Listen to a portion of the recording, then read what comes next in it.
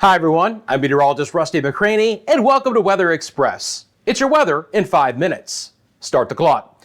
Friends, we have severe weather beginning to break out in portions of the southeast right now. Showers and storms from the Tennessee Valley to the mid-Atlantic states, and a strengthening storm system that will ride up the eastern seaboard with some heavy rain and yes, even some snow. Even some big changes for the central and the western U.S. as well. So let's get into it. Kind of a complex system. You have a mid-level low in the Tennessee Valley, got a cold front that extends through northern Georgia and Alabama, deepening surface low in the northeast sides of North Carolina. It's dragging a cold front back into the northern sides of Florida, and it's there where the most active weather has developed this afternoon.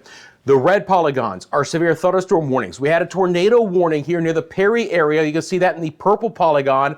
All of the yellows are special weather statements. There's been a lot of hail across the I-10 corridor. So this is going to be some pretty dangerous weather for the eastern panhandle and the northern peninsula of Florida. It's going to try and come to the south a bit as that front moves off to the south. But when we lose the heat of the day, we're going to lose probably the intensity of these storms as well. When we look at the local storm reports, you see all of these yellows, guys? These are all going to be, and this is looping up actually behind the scenes here, this is all going to be hail reports of all different sizes, anywhere from about a ½ inch. I even saw an inch hail report, so quarter-inch size hail. This is damaging hail. It's going to be a problem for these areas here for the rest of the afternoon hours, and the risk of severe storms does extend as far south as Orlando, then up the I-95 corridor through coastal Georgia, South and North Carolina, and into the southern sides of Virginia. Those are the areas with the best chance for severe storms. Now, non-severe storms will be the case over northern Georgia and Alabama and the central and the eastern sides of Tennessee. Then you start to pick up the really heavy rain with the moisture streaming in from the Atlantic into the Delmarva Peninsula. It's raining heavy right now. Baltimore, D.C., Philadelphia, Atlantic City, into Newark, eventually New York City, Hartford, Providence, Boston will all see some very heavy rain. But by tomorrow, some of this could actually turn into a little bit of snow, and I'll have more on that coming up. It's a wet system moving into coastal sections of the Northeast. Hot and dry in the plains, some 90s in Texas for today. Very warm all the way into the northern plains. Bismarck, North Dakota hit 75 degrees for a daytime high, but the problem is the winds are outrageously strong right now through the plains in the Intermountain West. We have a high fire threat. We have a lot of wind advisories into play right now, but temperatures are actually beautiful. We had our Pacific storm system come on shore yesterday, but temperatures have been warm enough where it's mainly just been some rain. Hasn't been very significant at this point in time. It's quieted down a bit today. When I bring back on the infrared satellite imagery, you're going to see there's one more piece of energy to come back on shore tomorrow that will bring some coastal rain to portions of Washington and Oregon, the I-5 corridor there. Looking at the advisories that are into play right now, and if these just don't pop on, we'll move on. That's fine. They came on. So the red flag warnings in that pink. It's cold enough where we actually have some freeze watch and warnings for the Ohio Valley and the upper Midwest.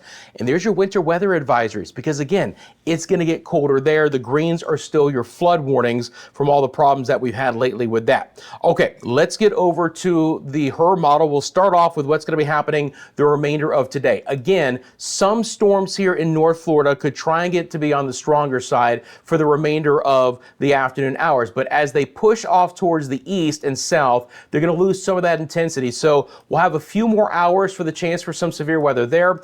Otherwise, some of the activity here through the Tennessee Valley should be waning a bit, and that will be driving in, again, this area of low pressure up the coastline. This is going to be the big story here over the next 48 hours. This storm system that, again, is in North Carolina at this point in time, bringing some heavy rain, but also tapping into some colder air and some snow, which could be on the more significant side. The pink is going to be a mix of freezing rain and sleet, so Philadelphia, Allentown, New York City, then up towards Albany, Western Mass, Vermont, New Hampshire, southern sides of Maine. Get prepared for more winter weather over the next couple of days. We'll take a look at the potential totals coming up. Going to have another brisk system kind of race across the northern plains. But again, let's be clear, even with this area of low pressure here, the winds are going to be out ahead of it out of the south, and that's going to mainly be some rain. Now, it will be a little bit of snow for Big Sky Country here. Portions, again, of the Cascades and the Olympic Range can see a little bit of snow. Sierra Nevadas won't see it. It'll be a little bit of rain there. That's that fast-moving storm system that'll race across the Great Lakes. But again, How about that? The opportunity for some pretty significant storm totals. When we look at the total precip here, this is in liquid form, but you're looking at 2 to 3 inches of liquid. When we're talking about snow accumulations, here you go. You guys see those yellows? At 6+ inches of snow that could fall through portions of Connecticut and Massachusetts and the southern sides of Vermont and New Hampshire. Even New York City could have a few inches of snow here. Pretty late in the season to get those totals, but it's absolutely possible. Speaking of the cold, by the way, 6 to 10 day temperature outlook, stays cold in the east, stays hot out west. Friends, I'm out of time. Appreciate you guys making Weather Express a part of your daily routine. Thank you for liking and subscribing. You can always drop a comment down as well. Let me know where you're viewing from. Have a great rest of your day. Thank you for your support. And I'm back tomorrow with your latest 5-minute forecast.